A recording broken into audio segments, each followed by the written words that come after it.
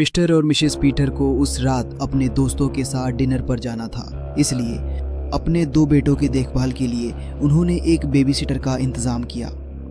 Babysitter को रात 8 बजे आना था, लेकिन 8:10 तक वो नहीं पहुंची थी। तभी अचानक डोरबेल बजी।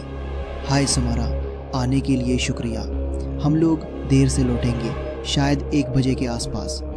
बच्चों को खाना खिला देना और 9:30 तक सुला देना। मैंने कुछ स्नैक्स तैयार करके फ्रिज में रख दिए हैं। अगर सोने में ज़िद करे तो उन्हें कोई कहानी सुना देना। सारी स्टोरी बुक्स उनके कमरे में हैं। अगर कोई दिक्कत हो तो हमें फ़ोन करना, तुम्हारे पास हमारा नंबर है। बाय बच्चों, बाद में मिलते हैं। अच्छे से रहना, ठीक है? बाय, डिनर एंजॉय कीजिए। समारा ने बच्चों को खाना खिलाया और 9:30 बजे तक सुला दिया। 10:30 तक बच्चे गहरी नींद में सो चुके थे।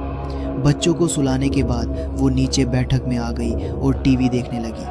टीवी देखते वक्त समारा को अपने पीछे किसी की मौजूदगी महसूस हुई। जब उसने पीछे मुड़कर देखा तो कमरे के दूसरे कोने में एक जोकर का गुड्डा रखा था। उसे वो गुड्डा बहुत अजीब लग रहा था। ऐसा लग रहा था जैसे वो उसे घूर रहा हो।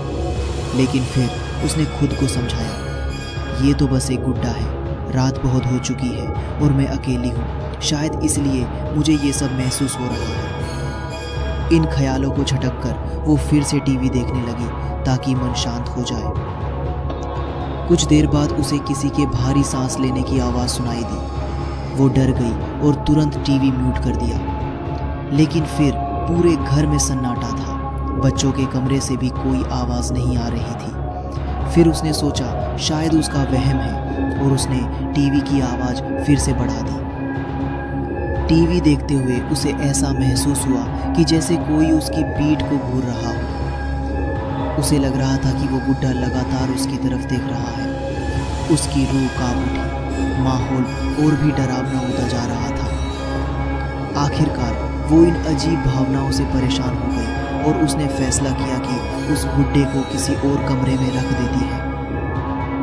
उसने गुड्डे को उठाया और दूसरे कमरे में रखा। फिर वापस आकर वो बैठकर टीवी देखने लगी।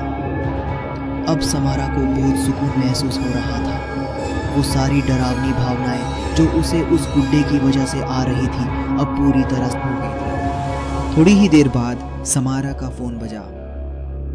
कॉल मिसेस पीटर की थी। हाय समारा, सब ठीक है? क्या तुमने बच्चों को टाइम पे सुला दिया? हाँ मिसेस पीटर, सब कुछ ठीक है। बच्चे बहुत अच्छे थे। उन्होंने बिल्कुल परेशानी नहीं की, खाना खाया और टाइम पे सो गए। वाह, बहुत अच्छा। हम लोग पार्टी से 12:30 बजे निकलेंगे।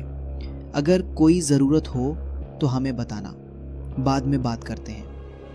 1 मिनट मिसेस पीटर, मैं आपको एक बात बताना चाहती थी। थोड़ी अजीब लग सकती है, लेकिन आपके बेटर के कमरे में जो जोकर का गुड्डा रखा था, मैंने उसे दूसरे कमरे में रख दिया। पता नहीं क्यों, लेकिन मुझे उसके सामने टीवी देखना थोड़ा अजीब लग रहा था। सोचा आपको बता दूं। उम्मीद है आपको बुरा नहीं लगेगा। समारा, कौन सा जोकर का गुड्डा? हमारे बैठक में तो कोई जोकर का गुड्डा नहीं है।